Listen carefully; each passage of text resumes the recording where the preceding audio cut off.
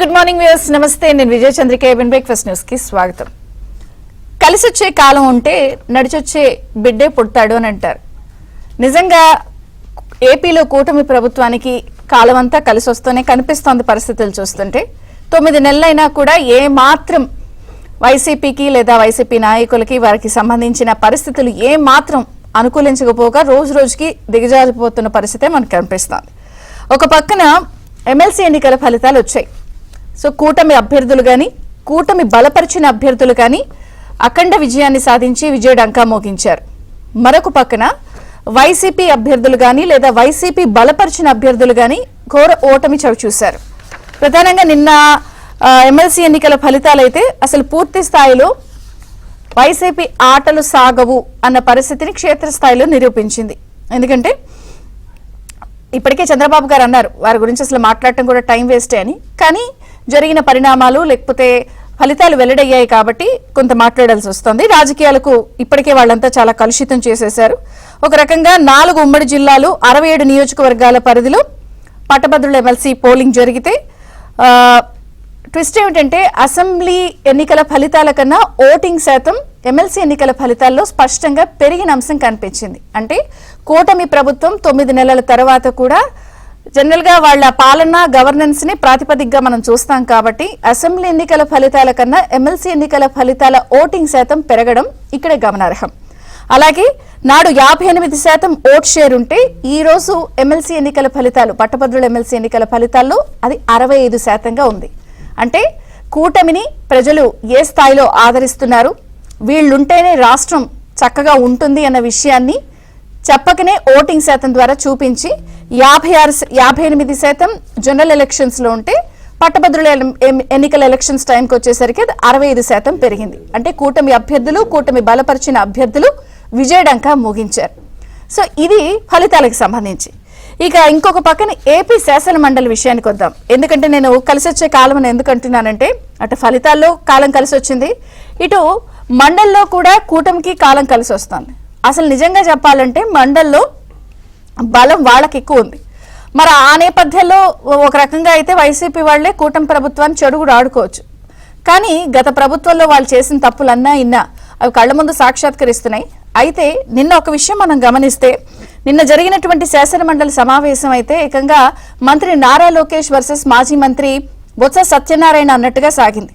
అసలు నిన్నొక్క రోజే కాదు 2-3 రోజుల నుంచి కూడా మనం గమనిస్తే ఇదే పరిస్థితి కనిపిస్తోంది. బొత్స గారు ఒక రకంగా పూర్తి స్థాయిలో మరి ఆయన తెలిసి చేస్తున్నారో తెలియక చేస్తున్నారో వైసీపీని పూర్తి స్థాయిలో మండల్లో కూడా నవ్వుల పాలు చేస్తున్నారు. మొన్న అమరావతి అంశంలో కూడా ఆయన మాట్లాడిన అంశం ఏ స్థాయిలో రచ్చలేపింది, దుమారంగా అనిపించింది అనేది అందరూ చూశారు. ఇప్పుడు మరొకసారి మళ్ళీ యూనివర్సిటీ అంటే విశ్వవిద్యాలయాల వైస్ ఛాన్సలర్ రాజీనామా అంశం తెర మీదకి తీసుకొచ్చి ఒక రకంగా మళ్ళీ లేపి తన్నించుకున్నట్టు అయింది. ఒక రకంగా వీళ్ళు చేసిన స్టేట్మెంట్స్ ఇచ్చిన దాంతో పూర్తి స్థాయిలో మంత్రి లోకేష్ గారు ఇచ్చిన సమాధానాలు కానీ లేకపోతే అన్నిటితో ఏం చేయాలో తెలియక వైసీపీ మరొకసారి నవ్వులు పాలైంది. బొత్స గారు ఏమన్నారు, తీవ్ర ఆరోపణలు చేశారు. ఆయన యూనివర్సిటీ వైస్ ఛాన్సలర్ అని థ్రెటన్ చేసి రాజీనామాలు మూకుమ్మడిగా చేయించారు అని. అటు 12 మంది రాజీనామాలన్నింటినీ కూడా లోకేష్ గారు సభ ముందు ఉంచి ఇందులో అసలు ఎక్కడ రాజీనామాలు ఉన్నాయి, ఎక్కడ మేము థ్రెటన్ చేశాము, వాళ్ళు ఇష్టపూర్వకంగా రాజీనామా చేశారు, దాన్ని గవర్నర్ ఆమోదించారు, ఇందులో మేము థ్రెటన్ గానీ బెదిరించిన అంశం ఎక్కడుంది అంటూ పూర్తి స్థాయిలో ఆధారాలతో సహా చేస్తే ఒక దశలో మండలి ఏ స్థాయిలో రగడ వెళ్ళిపోయిందంటే చైర్మన్ మోషేరాజు గారు కూడా తాత్కాలికంగా వాయిదా వేసిన పరిస్థితి. మండల్లో ఒక రకంగా మంటలు చెలరేగాయి. మొన్న అమరావతి అంశం, నిన్న మనం యూనివర్సిటీ వైస్ ఛాన్సలర్ అంశం. ఇదే కాకుండా ఈ 9 నెలల తర్వాత కూడా ఇక్కడ ట్విస్ట్ ఏమిటంటే ఇదే కాదు, దిశ యాప్కి సంబంధించి హోంమంత్రి ఇచ్చిన స్టేట్మెంట్ విషయంలో కానీ అలాగే ప్రస్తుత విద్యాశాఖ మంత్రిగా ఉన్నటువంటి లోకేష్ గారు అలాగే బొత్స గారికి సంబంధించిన ఆయన మాజీ విద్యాశాఖ కాబట్టి ఆయన కూడా ఇద్దరి మధ్య కూడా ఈ విద్యాశాఖకి సంబంధించిన అంశాలు కూడా ఏ స్థాయిలో రగడ జరిగిందంటే జీవో 117 తెచ్చి మీరు ఏకంగా 12 లక్షల మంది విద్యార్థుల జీవితాలతో ఆడుకున్నారు, పాఠశాలకు రాకుండా చేశారు.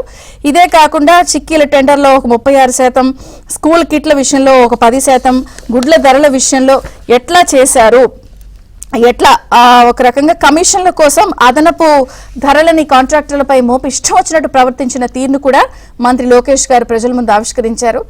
ఇదంతా అసలు చూస్తుంటే ఒక విషయం కరెక్ట్గా చెప్పచ్చు. సూపర్ ట్విస్ట్ ఏమిటి అంటే అసలు జనరల్గా అసెంబ్లీకి వెళితే జగన్ గారు ఏం మాట్లాడతారని ప్రజలందరి కళ్ళు దాని మీద ఉండే.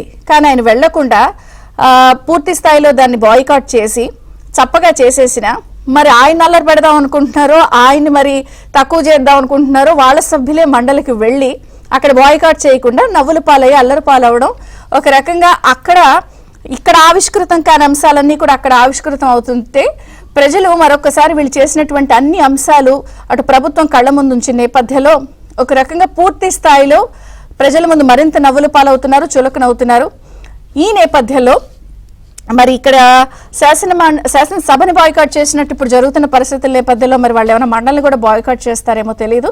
ప్రస్తుతానికైతే లోకేష్ ఆన్ ఫైర్ ఇంకొక పక్కన కొనసాగుతుంటే మండలిలో మంటలు, రోజు రోజుకి వైసీపీ ఆటలు సాగిన పరిస్థితి. దానికి లోకేష్ వర్సెస్ బొత్సగా జరిగిన చర్చలో మండలిలో మంటలు పుట్టించిందా? మరొక పక్కన అసెంబ్లీని బాయ్కాట్ చేసినట్టు మరి మండలిని కూడా బాయ్కాట్ చేస్తుందా? ఇంకొక విషయం ఏంటంటే ఈరోజు జగన్మోహన్ రెడ్డి గారు 11 గంటలకి మళ్ళీ ప్రెస్ మీట్ అంటే అది ప్రెస్ మీటో మరి రికార్డెడో తెలీదు, చూద్దాం. బట్ 11ంటికి ప్రశ్న అడ్రస్ చేస్తున్నారట. మరి ఆయన ఏం మాట్లాడతారు అని చర్చిద్దాం. మనతో పాటు జాయిన్ అయ్యారు టీడీపీ నుంచి సీనియర్ నాయకులు కంచెల విజయభాస్కర్ గారు, పొలిటికల్ అనలిస్ట్ రాజేష్ అప్సాని గారు, కాంగ్రెస్ నుంచి అంబటి రామకృష్ణ యాదవ్ గారు. అందరికీ స్వాగతం అండి. రాజేష్ గారు, మీతో ప్రారంభిస్తాను. గత 2 రోజుల మండలి సమావేశాల మీద మీ అభిప్రాయం ఏంటి? మొన్న అమరావతి, నిన్న జరిగిన వీసీల రాజీనామా అంశము, దిశ అంశం, విద్యాశాఖకి సంబంధించిన డీటెయిల్డ్ చర్చ, అటు ఎమ్మెల్సీ ఎన్నికల ఫలితాలు, గ్రౌండ్ లో అసెంబ్లీ ఎన్నికల పర్సంటేజ్ కన్నా ఎమ్మెల్సీ ఎన్నికల పర్సంటేజ్ మెరుగ్గా రావటం, అన్నిటిపై మీ అబ్జర్వేషన్స్ ప్లీజ్. ముందుగా ప్యానల్లో ఉన్న పెద్దలు అలాగే ఏబిఎన్ వీక్షకులందరూ కూడా శుభోదయం.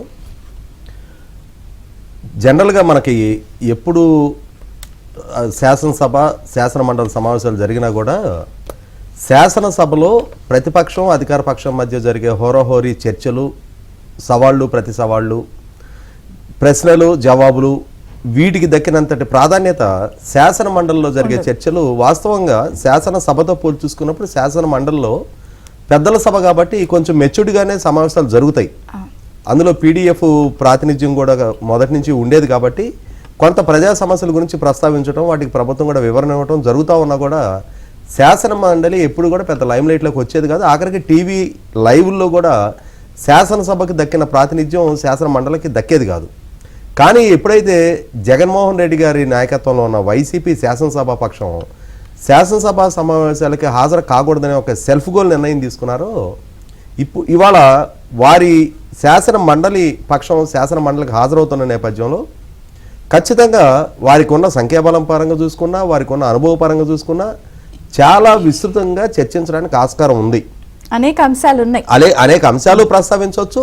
ఇవాళ బొత్స సత్యనారాయణ గారు లాంటి అనుభవజ్ఞుడి నాయకత్వంలో శాసన మండలి పక్ష నాయకుడిగా ఆయన కొనసాగుతున్న నేపథ్యంలో ఇవాళ లీడర్ ఆఫ్ ది అపోజిషన్ గా కూడా మండలిలో ఆయన కొనసాగుతున్న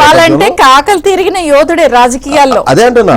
చాలా సుదీర్ఘ రాజకీయ నేపథ్యం ఉండి పలుసార్లు చట్టసభలకు ఎన్నికై ఉన్న నేపథ్యం ఉండి ఇవాళ సభలో ప్రస్తావించాల్సిన స్థాయిలో అంశాలను ప్రస్తావించలేకపోతున్నారు అనేది వాస్తవంగా దేన్ని ప్రస్తావించాలి, దేన్ని ప్రస్తావించకూడదనే అంశంలో మరి ఎవరు వాళ్ళని గైడ్ చేస్తున్నారో తెలియదు. కానీ ఇప్పుడు వైస్ ఛాన్సలర్స్ రాజీనామా అంశాన్ని ప్రస్తావించి ప్రాపర్ డాక్యుమెంటల్ ఎవిడెన్స్, నిన్న నేటి విద్యాశాఖ మంత్రి నాటి విద్యాశాఖ మంత్రుల మధ్య జరిగిన వాద సంవాదం అది. నాటి విద్యాశాఖ మంత్రిగా ప్రభుత్వాన్ని ఇరుకుని పెట్టే ప్రయత్నం చేస్తూ బొత్స సత్యనారాయణ గారు ఈ ప్రభుత్వం అధికార బాధ్యతలు చేపట్టగానే 17 మంది వైస్ ఛాన్సలర్లని బెదిరించి బలవంతాన రాజీనామాలు చేయించారు అని చెప్పని ఆరోపణ చేయడం జరిగింది. గత వారం వైసీపీ మండలి సభ్యుడు చంద్రశేఖర్ రెడ్డి గారు మొట్టమొదటిగా దీన్ని లేవనెత్తడం జరిగింది. ఆ లేవనెత్తిన రోజే విద్యాశాఖ మంత్రిగా లోకేష్ గారు చాలా తీవ్రంగా స్పందించడం జరిగింది. మీరు ఇవాళ మేము బెదిరించి రాజీనామా చేయించాము అని అంటున్నారు. ఎవరిని బెదిరించాము, ఎవరు బెదిరించారు, మొట్టమొదటిగా మీరు ఆ వివరణ ఇవ్వండి. స్పెసిఫిక్ ఎవిడెన్స్ లేకుండా మీరు బ్లేటెంట్గా కనుక ప్రభుత్వం మీద విమర్శలు చేస్తే మేము దానికి తప్పనిసరిగా అభ్యంతరం వ్యక్తం చేస్తామని చెప్పని అవసరమైతే చైర్మన్గా హోదాలో ఉన్న మోషన్ రాజు గారు ఆ వ్యాఖ్యల్ని పరిశీలించి అవి గనక అభ్యంతరకరంగా ఉంటే రికార్డుల నుంచి తొలగిస్తాననే వరకు కూడా వెళ్ళింది ఆ రోజు చర్చ. తర్వాత నిన్న దాన్ని కొనసాగింపుగానే బొత్స సత్యనారాయణ గారు మరొకసారి అదే వ్యాఖ్యలు చేయడం జరిగింది. ఆ చేసిన సందర్భంగానే లోకేష్ గారు కూడా చాలా ఘాటుగా స్పందిస్తూ ఆయన నాటి వైస్ ఛాన్సలర్ల రాజీనామా లేఖలను కూడా సభకు తీసుకొచ్చి దాంట్లో మెన్షన్ అయ్యి ఉన్న వర్డింగ్ను కూడా చదవటం జరిగింది. ఎక్కడ ఏ ఒక్క వైస్ ఛాన్సలర్ కూడా తాను ఒత్తిడికి లోనయ్యో బెదిరింపులకి గురయ్యో బలవంతాన రాజీనామా చేస్తున్న అసలు ఆ అంశమే లేదు. నిజంగా గనక వాళ్ళకి అటువంటి ఇబ్బందికర పరిస్థితులు తలెత్తితే వాళ్ళు ఆ పదవి నుంచి దిగెళ్తున్నప్పుడు వాళ్ళకేం మొహాటాలు లేవు. వాళ్ళు డెఫినెట్గా దాన్ని మెన్షన్ చేసి ఉండాలి. కానీ ఆ విధంగా మెన్షన్ చేయలేదు అని అంటే ఖచ్చితంగా బొత్స సత్యనారాయణ గారు వాళ్ళు ఇరుకున పడినట్టుగానే భావించాలి. ఇది మరి ఇంకొక సెల్ఫ్ గోల్. పడుతున్నారా పెడుతున్నారా ఆయన అంటే ఈ జరుగుతున్నాయన్నీ చూస్తుంటే ఏదో వెరైటీగా ఉంది. అంటే ఇక్కడ ఒక రకంగా జగన్ గారి కన్నా ప్రతిపక్ష హోదా లేదు ఈయనకుంది, మళ్ళీ వాస్తవంగా ఈయనకే ఎక్కువ ఉంది. ఇవాళ వైసీపీ పార్టీలో అతి పెద్ద ప్రోటోకాల్ అయిందే. ఎందుకంటే అసెంబ్లీ కన్నా కౌన్సిల్ ప్రోటోకాల్ పరంగా పెద్దల సభ అది. అలాగే అసెంబ్లీలో ప్రతిపక్ష నాయకుడి కన్నా కౌన్సిల్లో ప్రతిపక్ష నాయకుడికి ప్రోటోకాల్ పరంగా మరింత పెద్ద పదం అది. అంటే ఒకవేళ జగన్మోహన్ రెడ్డి గారు ఆయన కోరుకుంటున్న ప్రతిపక్ష హోదా ఆయనకి దక్కినా కూడా దానికన్నా బొత్స సత్యనారాయణ గారితో పెద్ద పదవి.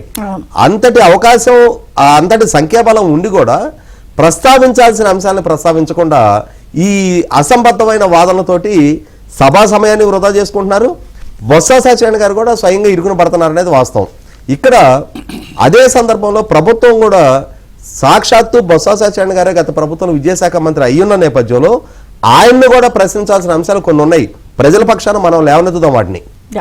ఈ రోజు మనకి ఆంధ్రజ్యోతి పేపర్లో వచ్చిన ప్రధాన వార్త, బొత్స సత్యనారాయణ గారు విద్యాశాఖ మంత్రిగా కొనసాగిన రోజుల్లో పిల్లలకి పంపిణీ చేసిన స్కూల్ పిల్లలకి పంపిణీ చేసిన జగనన్న విద్యా కానుక అని చెప్పని ఆయన ద్వారా అమలు చేయబడిన కిట్ల పంపిణీలో కూడా గత 5 సంవత్సరాలతో పోల్చి చూసుకున్నప్పుడు ఇప్పుడు ఈ ప్రభుత్వం ద్వారా జరిగిన కొనుగోళ్లలో 9.44% సుమారుగా 66,79,00,000 రూపాయలు తక్కువ ధరకి కొటేషన్ ఇవ్వడం జరిగింది. అంటే ఇక్కడ ఏమర్థమవుతుంది మనకి 300 కోట్ల వ్యత్యాసం అండి. 5 సంవత్సరాల కాలంలో దీన్ని గనక క్వాంటిఫై చేస్తే 300 కోట్ల పైగా వ్యత్యాసం వచ్చినట్టు. జనరల్గా ఏంటి, సంవత్సరం టు సంవత్సరం ప్రైస్ ఎస్కలేషన్ మూలాన ఇన్ఫ్లేషన్ మూలాన ధరలు పెరగాలి. కానీ ఇక్కడ ఏం జరుగుతుంది, గత 5 సంవత్సరాల ధరలతో పోల్చి చూసుకున్నప్పుడు ఈ సంవత్సరం ధరలు తగ్గాయి.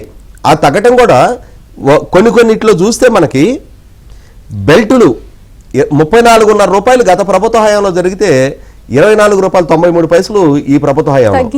అన్నిటికన్నా దారుణమైన అంశం ఏంటంటే నోట్ బుక్స్ 52 రూపాయలు గత ప్రభుత్వ హయాంలో జరిగితే 35 రూపాయలు. అంటే ఒక నోట్ బుక్ మీద 17 రూపాయలు సుమారుగా 16 రూపాయల 36 పైసలు అదనంగా కొట్టేశారు.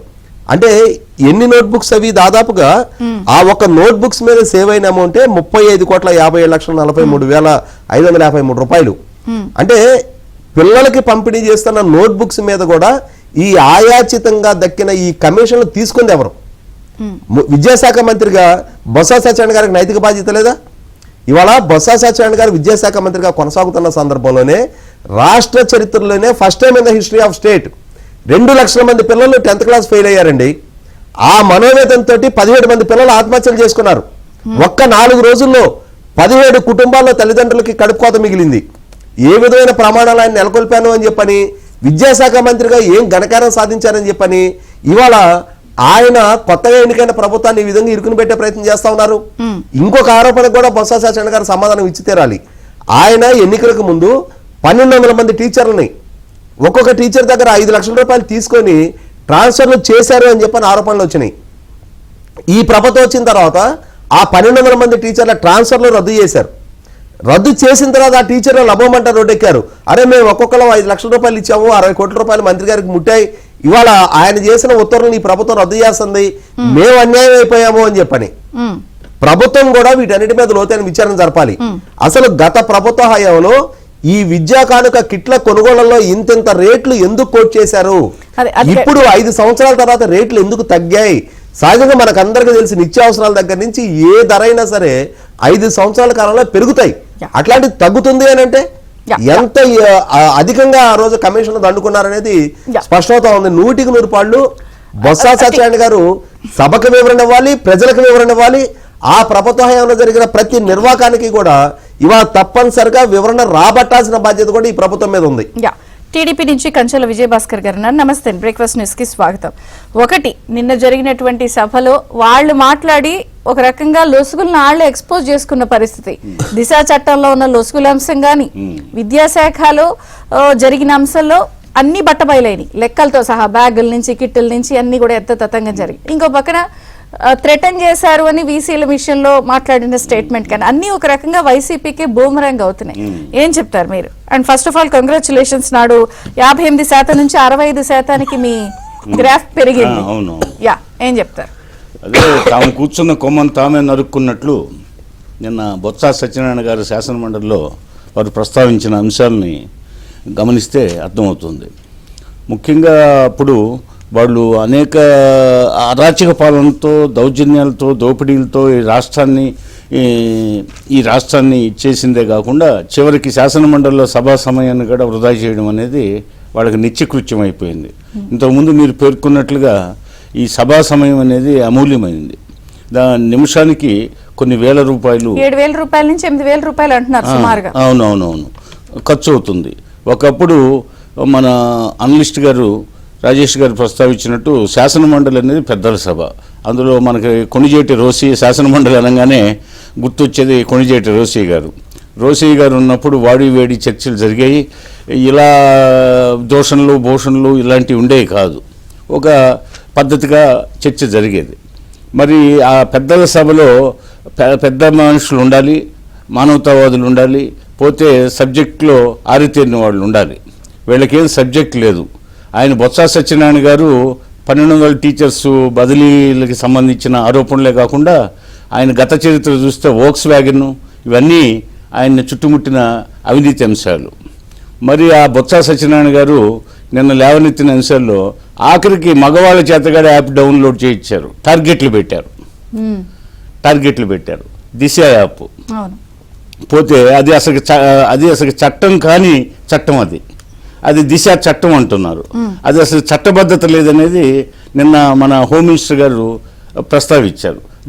దానికి సమాధానం లేకుండా ఇంకా గందరగోళం ప్రారంభించారు. సభ వాయిదా పడింది, తిరిగి సభ మొదలైంది, మళ్ళీ తిరిగి అదే పద్ధతి.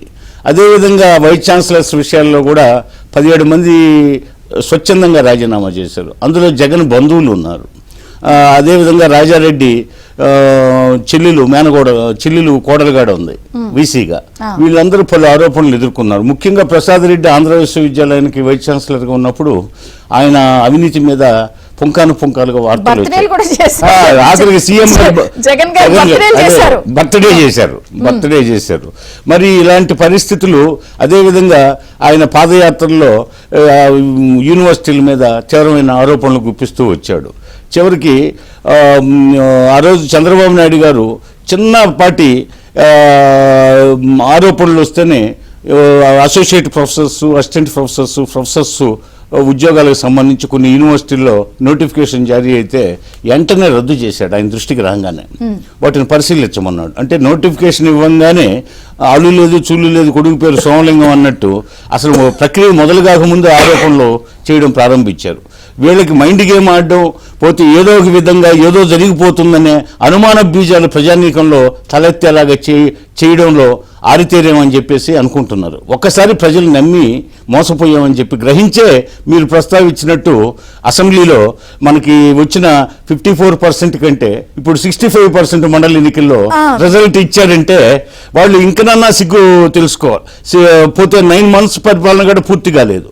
ఈ 9 మాసాల్లో వాళ్ళు అనేక ఆరోపణలు గుప్పించారు. 10 రోజులకే ఢిల్లీకి పోయి ప్రభుత్వాన్ని రద్దు చేయమన్నారు. అదేవిధంగా అనేక ప్రతి నిత్యం దీని మీద అసమర్థ పాలన అంటారు. చంద్రబాబు నాయుడు నువ్వు రాజీనామా చేయాలంటారు, చంద్రబాబు ప్రభుత్వాన్ని రద్దు చేయాలని నిన్న మొన్నగా పేర్కొన్నారు. మరి వాళ్ళన్నిటికీ జవాబుగా నిన్న జరిగినటువంటి పట్టభద్రుల ఎన్నికలు మనకి బ్రహ్మాండమైనటువంటి రిజల్ట్ ఇచ్చాయి. గతంలో ఎన్నికలకు ముందు గ్రాడ్యుయేట్ స్థానాలకి ఎన్నికలు జరిగితే వాటిల్లో అన్నింటిలో తెలుగుదేశం విజయం సాధిస్తే ఇది కాదు సజ్జల రామకృష్ణారెడ్డి, ఇది కాదు మా పాలన, మా ఓటర్స్ వేరే ఉన్నారని చెప్పి ఆయన వ్యాఖ్యానించారు. చివరికి ఏమైంది ఫలితం? బ్రహ్మాండమైన అఖండ మెజార్టీతో కూటమిని గెలిపించారు. అదేవిధంగా ఇప్పుడు 9 మాసాలు కూడా కాలేదు కూటమి ప్రభుత్వ పరిపాలనకి ప్రజలు పట్టం కట్టారనే దానికి 65% వచ్చినటువంటి నిన్న ఓటింగ్ శాతమే నిదర్శనం. మరి వీటన్నిటినీ కాదని ఆ సమయాన్ని వృధా చేయకుండా శాసనమండలిలో వాళ్ళు అమూల్యమైన సమయాన్ని ప్రజాధనాన్ని వృధా, ఇప్పటికే అనేక పథకాలలో ప్రజాధనాన్ని వృధా చేసిన చరిత్ర ఇప్పుడు దాకా చర్చించుకున్నాం. అదేవిధంగా సభా సమయాన్ని, విలువైన సభా సమయాన్ని వృధా చేయొద్దు. నిమిషానికి 7,000 నుంచి 9,000 మధ్య అయ్యే ఖర్చుని ఈ బొత్స సత్యనారాయణ లాంటి వాళ్ళు వృధా చేస్తే వాళ్ళ మీద పెనాల్టీ విధించాల్సిన అవసరం ఉంది. అదేవిధంగా వాళ్ళు చేపట్టినటువంటి అనేక పథకాలకు సంబంధించినటువంటి వీటిని ప్రజలు అర్జెంటుగా వెంటనే విచారణ జరిపించి వాటన్నిటిని నిగ్గు తేల్చాలని చెప్పి కూడా నిన్న జరిగిన ఎన్నికల ఫలితాలే అందుకు నిదర్శనం. మరి అవన్నీ తెలుసుకోకుండా ఏదో ఒక విధంగా రోజు రచ్చలు రావిళ్ళు చేయాలా, వాళ్ళు జారిపోనీయకుండా వాళ్ళ కేడర్ను చూసుకోవాలా, అదేవిధంగా రేపు ప్రజల్లో అనుమాన బీజాలు తలెత్తేలాగా చేయాలా. ఇప్పుడు తప్పుడు ఆరోపణలు చేశారు కాబట్టి ప్రివిలేజ్ నోటీసులు ఇస్తారా బొత్స గారికి? ఆ ప్రివిలేజ్ నోటీసు ఇవ్వచ్చు. నిన్న వాళ్ళు క్లియర్ కట్ గా చేయలేదని ఈవెన్ రిజిగ్నేషన్ లెటర్స్ తో సహా చూపించారు. విద్యాశాఖకి సంబంధించి చెప్తున్నారు. అలాగే ఈ దిశ యాప్ కి సంబంధించి చాలా మంది మెయిల్స్ తో కూడా యాప్ డౌన్లోడ్ చేసినప్పుడు ఆ యాప్ నిమిత్తం ఖర్చులు ఎంత అయినాయి, అసలు ఆ యాప్ కోసం ఏం ఖర్చులు చేశారు, ఇవన్నీ కూడా బయటికి తీస్తారా? రాష్ట్ర ప్రభుత్వం తప్పకుండా వాటి మీద విచారణ చేయించి వాటిలో ఉన్నటువంటి నిజాలను వెలికి తీయాలా. స్త్రీలని, మహిళా లోకాన్ని, సగభాగం పురుష జనాభాలో సగభాగం ఉన్న మహిళా లోకాన్ని నిలువున ముంచినట్లు అన్నమాట. అంటే కంటి తుడుపుగా చేశారు. అంటే వైసీపీలోనే పురుషులు, వాళ్ళ సానుభూతి పరులైన పురుషులు ఏదన్నా తప్పు చేస్తే దిశ చట్టం అమలైతే ఇబ్బందులు ఎదుర్కొంటారని, అలా ఎదుర్కోకూడదని చెప్పేసే ఉద్దేశంతోనే వాళ్ళు దిశ చట్టం అనేది కంటి తుడుపుగా పెట్టారే కానీ దానికి చట్టబద్ధత లేదనేది మొదటి నుంచి ఉన్నటువంటి విషయం. అదే నిన్న హోంమంత్రి గారు ప్రస్తావిస్తే సభ అమూల్యమైన సమయాన్ని వృధా చేసి గందరగోళం సృష్టించారు. మరి అది మహిళా దినోత్సవం రాబోతుంది త్వరలో. ఆ మహిళా దినోత్సవం రోజు శక్తి యాప్ని ముఖ్యమంత్రి గారి చేత ప్రారంభిస్తామని హోంమంత్రి గారు చెప్పారు. అంటే నిజమైనటువంటి మహిళా శక్తి రేపు చంద్రబాబు నాయుడు గారు ఆవిష్కరించబోతున్నారు మహిళా దినోత్సవం రోజు. మరి అనిత గారు మీద ధ్వజం ఎత్తారు. ఒక స్త్రీ అని చూడకుండా ఇష్టారాజ్యంగా ఆమెని నిన్న బొత్స సత్యనారాయణ తన శాసన మండలిలో మిగతా సభ్యులు చేసిన గందరగోళాన్ని మహిళా లోకం తలవంచుకునేలాగా ఉంది. మరి ఎంత అబద్ధం. మరి ఆ దిశ చట్టాన్ని అమలు చేయకుండా పురుషుల చేత డౌన్లోడ్ చేయించడం, దానికి టార్గెట్లు పెట్టడం, ఎంత చీట్ చేయడం. ప్రభుత్వం ఆదర్శంగా ఉండాలి, వ్యక్తులు ఆదర్శంగా ఉండకపోవచ్చు, ప్రభుత్వాలు ఆదర్శంగా ఉండాలి, గైడ్ చేయాలి. చెప్పండి. ఇప్పుడు విజయభాస్కర్ గారు ప్రస్తావించిన దిశ యాక్ట్ గురించి నాతో సబ్మిషన్ ఉంది. జగన్మోహన్ రెడ్డి గారి ప్రభుత్వం మేము దిశ యాక్ట్ తీసుకొస్తున్నాము, దిశ పోలీస్ స్టేషన్ పెడుతున్నాము అని చెప్పని అసెంబ్లీలో ఘనంగా ప్రస్తావించిన సందర్భంలో నాటి తెలుగుదేశం శాసనసభ పక్షంలో ఉన్న ఏకైక మహిళా శాసనసభ్యురాలు ఆదిరెడ్డి భవానీ గారు ఆమె నిండు సభలో తన వ్యక్తిత్వ హననానికి పాల్పడుతున్న అంశాన్ని ప్రస్తావించారు. జగన్మోహన్ రెడ్డి గారు ఉన్నారు, నాటి హోంమంత్రి మేకతోటి సుచరిత గారు ఉన్నారు, సాక్షాత్తు స్పీకర్ తమ్మినేని సీతారాం గారు కూడా ఎర్రమనాయుడు గారి మిత్రుడే ఆయన కూడా. అంటే ఆదిరెడ్డి భవానీ గారి తండ్రికి స్వయాన మిత్రుడే. ఆయన స్వయాన సభాధ్యక్ష స్థానం నుంచి హామీ ఇచ్చారు, అమ్మ మీ వ్యక్తిత్వాన్ని పాల్పడుతున్న వాళ్ళని వారం రోజుల్లోగా ఖచ్చితంగా చట్టం ముందు దోషులుగా ఎస్టాబ్లిష్ చేస్తాము అని చెప్పని స్పీకర్ గారు, హోంమంత్రి సుచరిత గారు ఇద్దరు చెప్పారు. తర్వాత భవానీ గారు రాజమండ్రిలో పెట్టిన దిశ పోలీస్ స్టేషన్లో మొట్టమొదట ఇచ్చిన కంప్లైంట్ ఆమెదే, కేసు 1 ఆమెదే. ఇప్పటి వరకు అది అధిగతి లేదు, అసలు పరిష్కారమే లేదు. అవును, జగన్మోహన్ రెడ్డి గారి పాలనాహయం పూర్తయ్యేటప్పటికి ఆ కేసులో ఒక మహిళా శాసనసభ్యురాలి వ్యక్తిత్వానికి హన్నానికి పాల్పడ్డ వాళ్ళ మీద ఆమె దిశ పోలీస్ స్టేషన్ ఇచ్చిన కంప్లైంట్ గా అతిగతి లేదు. అదే సందర్భంలో విజయభాస్కర్ గారు ఆ యూనివర్సిటీల ప్రస్తావనకు ఒక చిన్న కొనసాగింపు చెప్తాను నేను. జగన్మోహన్ రెడ్డి గారి పాలనాహయంలో యూనివర్సిటీలకి ప్రాధాన్యత ఎలా ఇచ్చారు అని అంటే, ఎన్టీఆర్ హెల్త్ యూనివర్సిటీకి వైఎస్ఆర్ గారి పేరు పెట్టడం, అవును, నాగార్జున యూనివర్సిటీ, యోగి వేమన యూనివర్సిటీ, కృష్ణదేవరాయ యూనివర్సిటీల్లో రాజశేఖర రెడ్డి గారి విగ్రహాలు పెట్టడానికి చూపించిన ప్రాధాన్యత విద్యా ప్రమాణాలు పెంచడంలో చూపించలేదు. సహజంగా యూనివర్సిటీలైనా కాలేజీలైనా విద్యార్థి రాజకీయాలకు ఆవాసంగా ఉండాలి.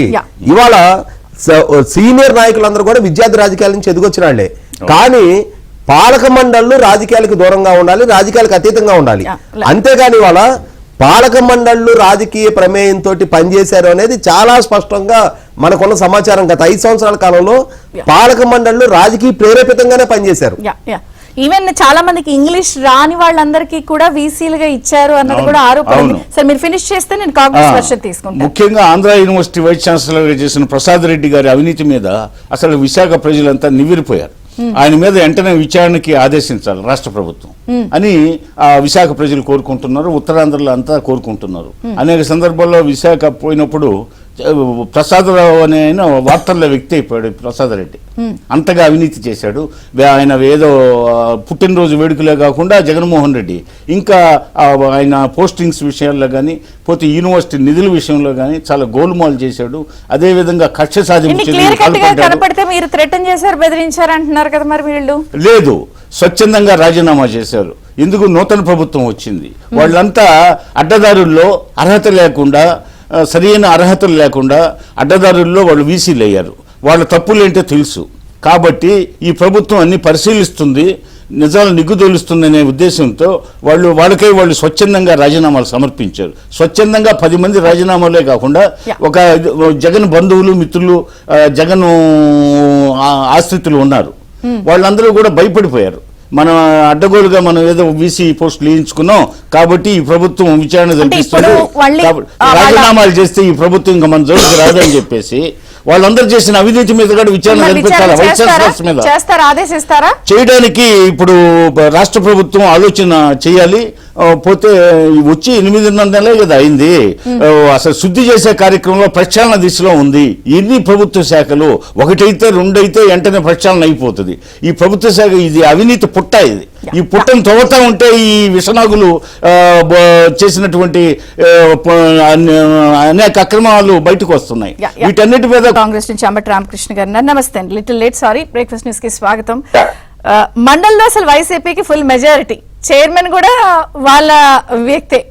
కానీ ప్రతిపక్ష నేతగా ఉన్న బొత్స గారు సమాధానాలు చెప్తున్నారా, మరి వైసీపీని ఇరికిస్తున్నారా, లేకపోతే ఫెయిల్ అవుతున్నారా? ఎట్లా చూస్తారు? ప్రభుత్వం ముందు ఒక రకంగా వాళ్లే అన్ని విషయాల్ని బయట పెట్టుకుని అల్లరిపాలు అవుతున్నారు. మేడం, గుడ్ మార్నింగ్ మీకు, ప్యానెల్లో పెద్దలకి, అట్లాగే ఏబిఎన్ ఆంధ్రజ్యోతి ప్రేక్షకులకి. ఇవాళ వీసీల విషయమే తీసుకుంటే బాధాకరమైన విషయం ఏంటంటే మండలంలోనూ అసెంబ్లీలోనూ మేము లేకపోవడం, యూనివర్సిటీల్లో 90% యూనివర్సిటీలు కాంగ్రెస్ పార్టీ రాష్ట్రంలో స్థాపించడం, దానిపైన ఇవాళ తెలుగుదేశం పార్టీ వైసీపీ చర్చ, వాగ్వివాదం, కొట్టుకోవడం, తిట్టుకోవడం, ఇదంతా అందుకే నేను థ్యాంక్స్ చెప్తుంటే మీరు ఆలోపే నాకు చెప్పేసి. సో అట్లీస్ట్ మా వర్షం చెప్పుకునే దానికి మీరు నన్ను ఇక్కడ పిలిచారు. Thank you. సో రాష్ట్ర అభివృద్ధి, రాష్ట్రంలో అంటే ఎడ్యుకేషన్ పెంచాలి అనే అలాంటి కాన్సెప్ట్ తో మేము ఆ యూనివర్సిటీస్ తీసుకొచ్చాం. కానీ ఇక్కడ ఒకటి గమనించాల్సిన విషయం ఏమంటే, ఎంతమంది వీసీలు ఉన్నారో అంతమంది వీసీలు ఒకటేసారి రాజీనామా చేసి వెళ్ళిపోవటం. విక్రమసింహపూర్ యూనివర్సిటీకి చెందిన వైస్ ఛాన్సలర్ దాంట్లో ఓరల్ ఇన్స్ట్రక్షన్స్, అంటే జనరల్ గా రాజీనామా పత్రంలో ఎవరం కూడా అవన్నీ మెన్షన్ చేయరండి. ఏ రాజీనామా పత్రంలో కూడా నన్ను పలానా వ్యక్తి బెదిరించాడనో అది సహజంగా జరిగే ప్రక్రియ కాదు. ఇక్కడ వాళ్ళ అర్హతలు, వాళ్ళు దానికి సరిపోరా అని మాట్లాడేటప్పుడు క్వశ్చన్ వచ్చినప్పుడు గవర్నర్ ఇన్స్టిట్యూషన్ కూడా మనం ఇక్కడ క్వశ్చన్ చేస్తున్నట్టు అవుతా ఉంది. ఎందుకంటే ప్రభుత్వం గవర్నర్ కి నియమించమని అభ్యర్థుల పేర్లు పంపిస్తే గవర్నర్ వాళ్ళు దానికి అర్హులా కాదా అని దాన్ని ఆయన విచక్షణ దీన్ని ఉపయోగించి వాళ్ళని నియమించే పరిస్థితి ఉంటది. గతంలో ఏ యూనివర్సిటీకి అయినా కూడా 3 పేర్లు పంపించే వాళ్ళం. 3 పేర్లలో గవర్నర్ గారు ఒక పేరుని చూస్ చేసి అపాయింట్ చేసేవాళ్ళు. ఇవాళ రాజకీయాలు ఎంతగా గవర్నర్ వ్యవస్థలో కూడా చొరబడ్డాయంటే, ఒక పేరు పంపిస్తే ఆ పేరుని ఆమోదించడం, లేదా వద్దు అనుకుంటే వాళ్ళని తీసేయటం, ఈ రకంగా ఆ వ్యవస్థ ప్రవర్తిస్తోంది అనేది ఇప్పుడు మనం రైజ్ చేస్తున్న క్వశ్చన్స్ బట్టి అర్థం అవుతా ఉన్నప్పుడు గవర్నర్ గారు ఇంకొంచెం అప్రమత్తంగా ఉండాలేమో. దాన్ని నియామకాలు చేసేటప్పుడు కానీ లేదు తీసేసేటప్పుడు కానీ పూర్తిగా ప్రభుత్వాలపైన ఆధారపడేయకుండా తన యొక్క విచక్షణాధికారాన్ని కూడా వాడాల్సిన పరిస్థితి.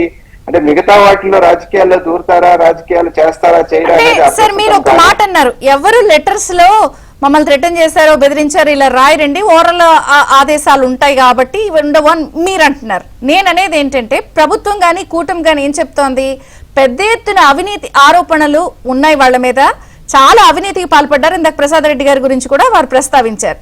వీటన్నిటికీ భయపడి రాజీనామాలు చేస్తే అయిపోద్ది కదా అని చెప్పి తప్పించుకోవడానికి చేశారనేది వీళ్ళ వాదన.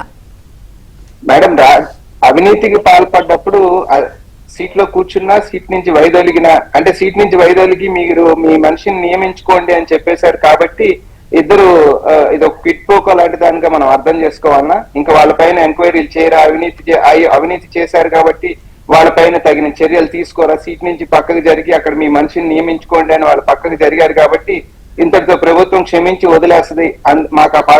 మా పార్టీకి సంబంధించిన వ్యక్తులను అక్కడ మేము నియమించుకుంటాం.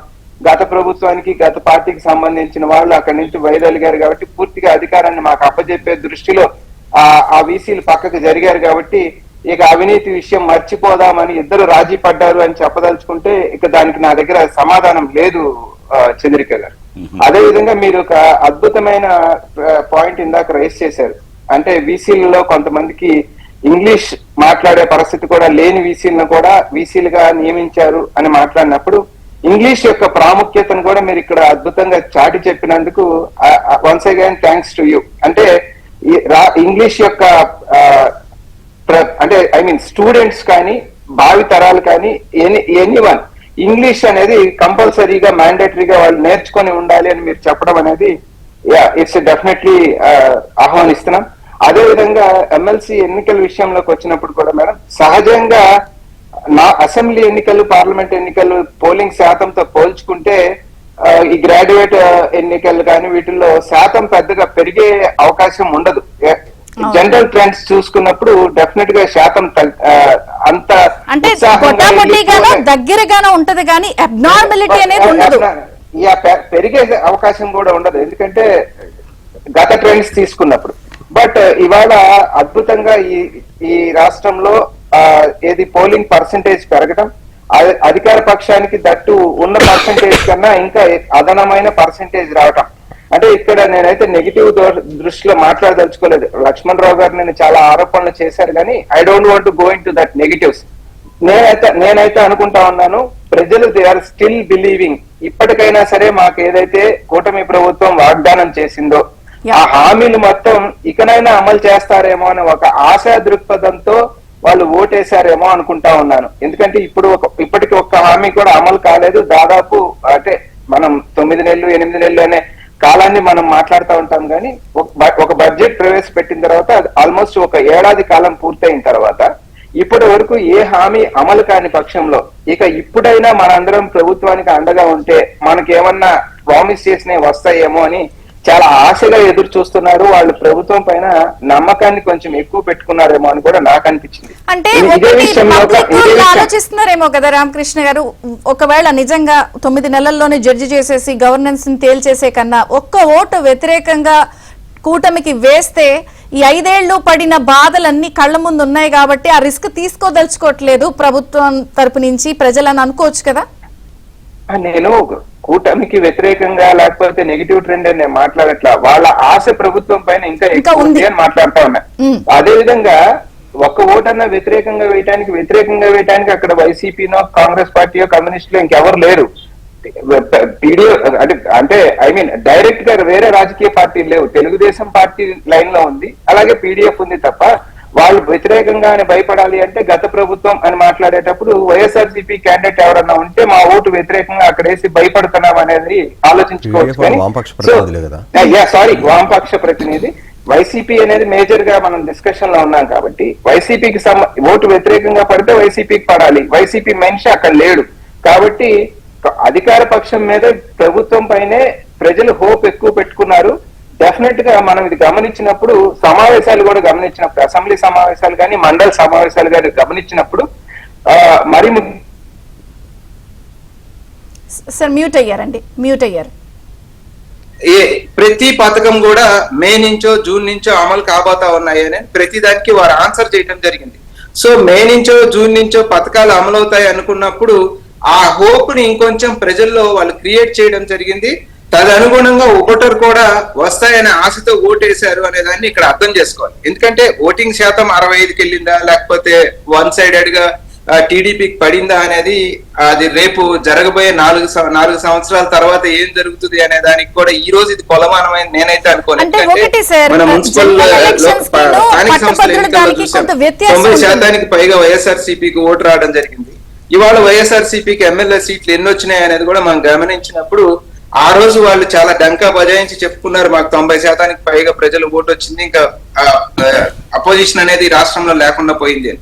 బట్ స్టిల్ పూర్తి భిన్నంగా వచ్చినాయి అసెంబ్లీ రిజల్ట్స్. కానీ పులివెందుల్లోనే పట్టభద్రుల శాసనమండలి ఎన్నికల్లో పులివెందుల్లో 6,000 చిల్లర పైగా ఓట్లు తెలుగుదేశం పార్టీ అభ్యర్థికి మెజార్టీ రావడం జరిగింది. అది విశేషం. అక్కడ ఆ రోజే స్పష్టమైంది ఇది కూటమి విజయం. అదేవిధంగా అంటే ఇప్పుడు మీరు ప్రస్తావించారు పథకాలు మే అంటారు, జూన్ అంటారు అని.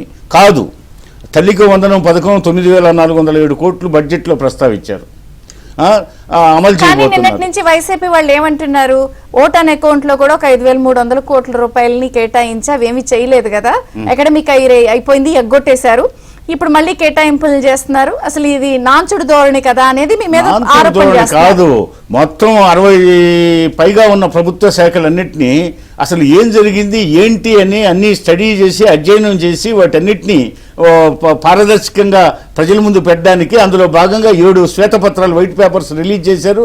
అదేవిధంగా అన్ని ప్రభుత్వ శాఖల సమీక్షలు జరుగుతున్నాయి, రోజు నిత్య సమీక్షలు జరుగుతున్నాయి, అవన్నీ నోట్ చేసుకుంటున్నారు. వేటి మీద మనం విచారణ జరిపించాలా, వేటికి ఎంత నిధులు కేటాయించాలా, ఏ పథకాన్ని ఎప్పుడు ప్రారంభించాలని.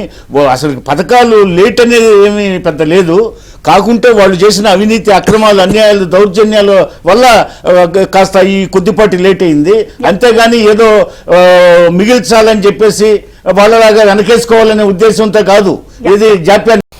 అంబటి రామకృష్ణ గారు ఇంత కట్ అయింది. సో ఈ అంశంతో పాటు అసలు మీ పిసిసి ప్రెసిడెంట్ షర్మిల గారు అత్యంత బాధితురాలు కదా, వీళ్ళు దిశ యాప్ గురించి చెప్తున్నారు నిన్న. అసలు బాధితురాలు ఆవిడ కదా, జగన్ గారు ఆయన వంది మాగదులందరూ కూడా ఆవిడని కదా ఇబ్బంది పెట్టారు. మేడం, అంటే సోషల్ మీడియా వేదికగా కామెంట్స్ చేయడం కానీ, లేకపోతే వ్యక్తి యొక్క వ్యక్తిగత దీన్ని హననం చేయడం కానీ డెఫినెట్ గా డే 1 నుంచి ఖండిస్తా ఉన్నాం. అది ఎవరి మీద చేసినా కూడా, అంటే ఎనీ ఇండివిజువల్ అంటాను నేను, ఎవరి మీద చేసినా కూడా దానిపైన తీవ్రమైన చర్యలు తీసుకోవాల్సిన అవసరం అయితే ఈ రోజు డెఫినెట్ గా మీరు ఆవిడ మీద వ్యక్తిగతంగా ఎవరు మాట్లాడున్నా కూడా ఈ రోజు ఈ ప్రభుత్వం డెఫినెట్ గా కేసులు ఓపెన్ చేయండి. మా పిసిసి ప్రెసిడెంట్ యొక్క క్యారెక్టర్ అసోసియేట్ చేసిన వాళ్ళను కూడా మీరు విచారించండి, తగిన శిక్ష వాళ్ళకి విధించండి అని కూడా మీ ద్వారా, ఎందుకంటే you raised a good question. కానీ అంటే మనం ఇక్కడ దిశ యాప్ గురించి చర్చిస్తా ఉన్నాం. దిశ చట్టం అనేది ఆ రోజు కూడా మేము చెప్పడం జరిగింది, ఇంత వేగంగా మనం ఏదో చట్టం చేసినంత మాత్రాన 15 రోజుల్లో శిక్ష పడాలంటే అది జరిగే పరిస్థితి కాదు అన్నారు. బట్ హడావిడిగా వాళ్ళు ఏదో చట్టం చేశారు, చట్టాన్ని అక్కడ రాష్ట్రపతికి పంపించామన్నారు. బట్ యాప్ విషయంకి వచ్చేటప్పటికి నిన్న మంత్రి గారు మాట్లాడింది ఏమంటే, దిశ యాప్ ని ఇవాళ మేము శక్తి యాప్ గా మారుస్తున్నాం, దాంట్లో ఫ్లాస్ ఏమైనా ఉంటే కరెక్ట్ చేస్తామని మాట్లాడిన దాన్ని. సో ఒక ఇనిషియేషన్ ని మనం ఇంకా మోడిఫై చేసి ప్రజలకి ఇంకొంచెం మెరుగ్గా అందించే ఒక కార్యక్రమాన్ని చేపడతాం అన్నప్పుడు డెఫినెట్ గా దాన్ని స్వాగతించాలి. But at the same time చట్టం అనేది దాన్ని మాట్లాడాల్సిన అవసరం లేదు, చట్టం లేదు. కానీ యాప్ అనే ఒక ఆలోచన, ఒక ఇనిషియేషన్ మాత్రం ఖచ్చితంగా స్వాగతించాలి. చంద్రిక 10 సెకండ్స్ అండి, ఇక మనకి అసెంబ్లీ స్టార్ట్ కాబోతోంది కాసేపటి. ఇవన్నీ బయటపడతాయనే జగన్ గారు తప్పించుకుంటున్నారు అసెంబ్లీలో సమాధానాలు చెప్పాలని. వాస్తవంగా జగన్మోహన్ రెడ్డి గారు శాసనసభకు వచ్చి ఆయన తనకి దక్కిన సమయంలోనే సహజంగా ఆయన ఆరోగ్యకరమైన చర్చకి గనక సిద్ధపడితే ప్రభుత్వం కూడా డెఫినెట్గా యాంపుల్ టైం ఆయనకి ఇస్తారు. ఎందుకంటే ఆయన ఏదో రచ్చ చేసి వ్యక్తిత్వాలకు పాల్పడో లేనిపోయిన గాలి దుమారపు ఆరోపణలు చేస్తే ప్రభుత్వం కట్టడి చేసే ప్రయత్నం చేస్తారు తప్ప తమకున్న సంఖ్యాబలంతో ఆరోగ్యకరమైన చర్చకు గనక ఆయన చొరవ చూపిస్తే 100% అధికార పక్షం వైపు నుంచి కూడా ఆ సహకారం అందుతుంది. ఆయనకున్న 11 మంది సంఖ్యాబలంతో ఆయన సభకు హాజరు కావాలి, సమస్యలను ప్రస్తావించాలి, ఒక ఆరోగ్యకరమైన చర్చకి మార్గం సుగమం చేయాలి. తద్వారా రేపటి రోజున ఆయన నాయకత్వాన్ని ఆయన కాపాడుకున్నట్టు అవుద్ది. ఆయన నాయకత్వ పటిమని ప్రజలిచ్చిన అవకాశాన్ని ఆయన సద్వినియోగం చేసుకున్నట్టు అవుద్ది. అంతేగాని వాళ్ళ ఈ పలాయనవాదం ప్రదర్శించడం వల్ల, నేను ఇంట్లో కూర్చొని ప్రస్తావిస్తా మీరు అసెంబ్లీలో సమాధానాలు చెప్పండి అని చెప్పడం వల్ల 100% అధికార పక్షానికి ఉన్న సంఖ్యాబలం చూసి వాళ్ళు లేవనెత్తే ఇష్యూస్ చూసి పారిపోయినట్టుగా తనకు తాను ఒక సందేశం ఇచ్చుకుంటా ఉన్నారు ఆయన. ఫోన్లే 11ంటికి వస్తారంట, కాసేపు వదిలేద్దాం మనం. ఆ 11ంటికి వచ్చే ఆణిముత్యాలు ఏంటో చూద్దాము. కాసేపట్లో మనకు అసెంబ్లీ స్టార్ట్ కాబోతోంది. సో థ్యాంక్ యూ విజయభాస్కర్ గారు. చెప్పండి, ఏదో చెప్పబోతున్నారు. త్వరలో ఈ సూపర్ 6 సంబంధించిన అన్ని పథకాలు అమలవుతాయి. అందులో నిస్సందేహంగా చెప్పొచ్చు తల్లికి వందనం రాబోతుంది, అదేవిధంగా ఉచిత బస్సు ప్రయాణ పథకం రాబోతుంది, రైతు భరోసా రాబోతుంది, నిరుద్యోగ భృతి కూడా అమలు చేస్తామని బయటిచ్చారు. మరి ఇంకేం కావాలా? ఏదో ఒకటి సూపర్ 6 అమలు చేయలేదు, సూపర్ 6 అమలు చేయలేదు అంటే ప్రమాణ స్వీకారం రోజు అమలు అవుతాయా? వాళ్ళు చేసినటువంటి దోపిడీలు సమీక్షించాలి కదా. రాష్ట్ర ఆర్థిక పరిస్థితిని